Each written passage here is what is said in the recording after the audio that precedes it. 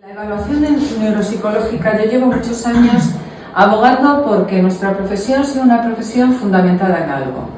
Esto no es cualitativo.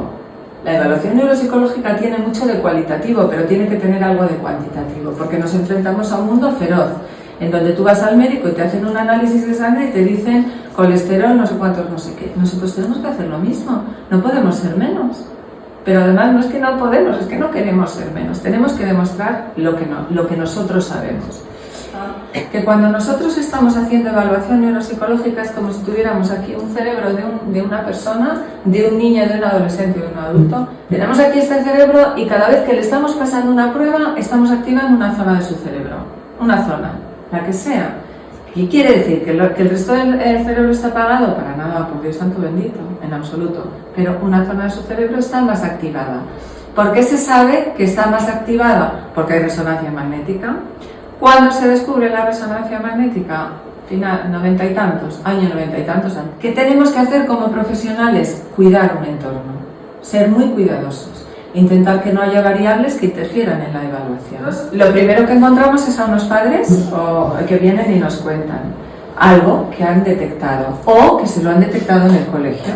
Frecuentemente es así. Nosotros recibimos esa información y vamos generando hipótesis de trabajo.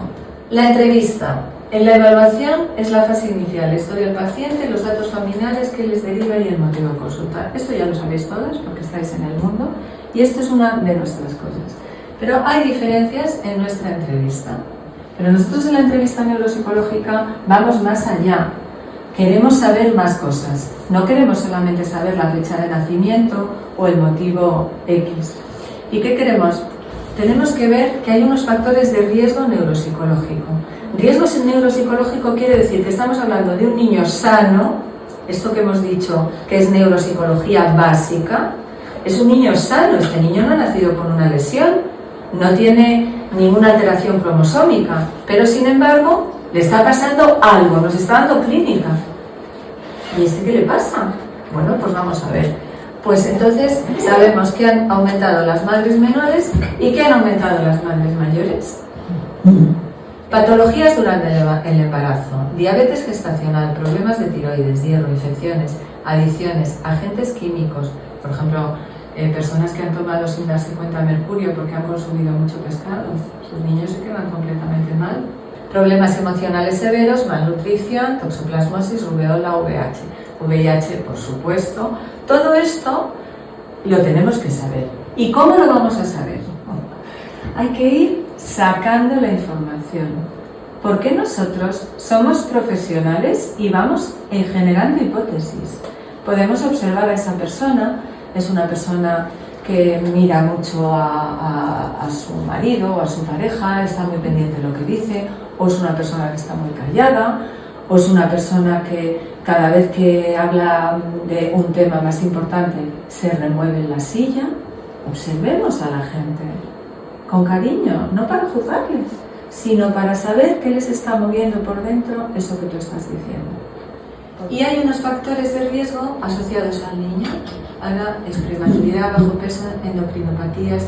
Todo esto lo vamos a saber en los exámenes, el peso, el momento del nacimiento, las endocrinopatías, todas estas son pruebas que se les hacen a los niños en talón, son pruebas que se hacen en las 24 horas siguientes al nacimiento, una serie de pruebas que nos dan muchísima información.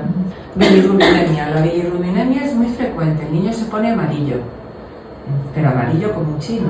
Y entonces le hacen una prueba que es la prueba del talón, y esa prueba nos dice si tiene la bilirrubina alta. Un niño que tiene la bilirrubina alta, hasta 5 o así, pero si sube hasta 20, se le pueden empezar a destruir células cerebrales y esas no se regeneran, Cuidado, que estamos hablando de palabras mayores. Por lo tanto, hay que pararla. El test de Apgar, la anoxia, si el niño ha perdido oxígeno en el cerebro, lo tenemos que saber. Si le han tenido que reanimarlo, tenemos que saber, porque eso ya es motivo suficiente para que haya un incidente en el cerebro. Y lo vamos a ver luego con las pruebas.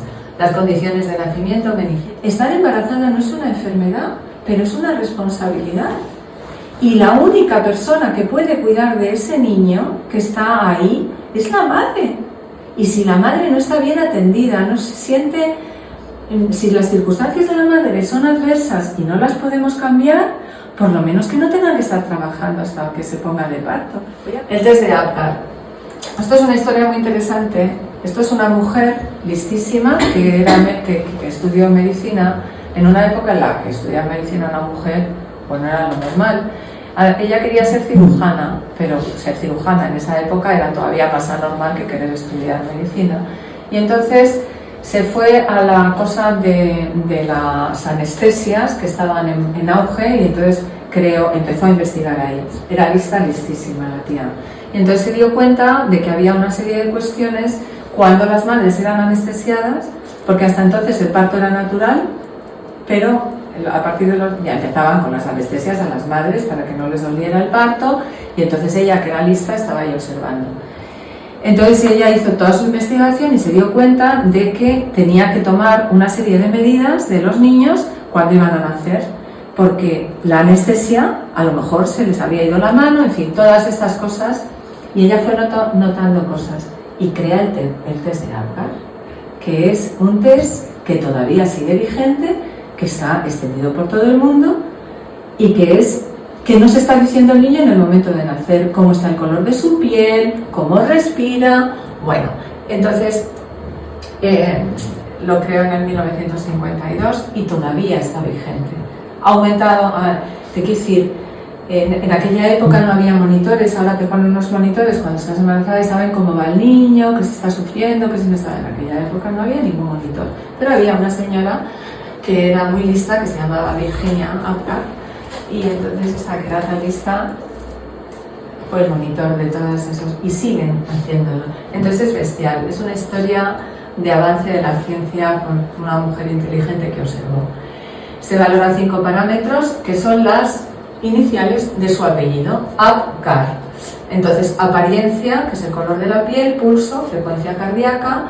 El grimace es la cara del niño, las muecas, lo que hace, es la G, la actividad, el tono muscular y la respiración. Y así se formó esa regla mnemotécnica. Bien, y aquí está lo que se señala y se le da 0 puntos, 1 punto o 2 puntos. Evidentemente, esto nos va a dar mucha información, porque el niño que no sale adelante, ahí hay que ayudarle. Pruebas durante el embarazo. Estas pruebas durante el embarazo son pruebas que se pueden hacer. Bien, el exudado vaginal. ¿Por qué se hace el exudado vaginal? He tenido pacientes que sus madres tenían esto. Sistemáticamente en España ahora mismo esto se controla en la madre, porque la madre sin querer, y esto no es transmisión sexual, no tiene nada que ver, lo puede tener cualquiera, no pasa nada, pero se lo transmitimos a los niños en el canal de parto.